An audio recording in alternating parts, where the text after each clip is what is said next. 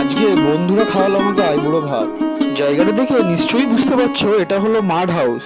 এটার অলরেডি একটা full video আমার চ্যানেলে দেওয়াই আছে আগে থেকে। ঢুকেই প্রথমে বন্ধুরা আমাকে একটা রজনীগন্ধা ফুলের মালা দিয়ে বেশ ভালোভাবেই গ্রিট করলো।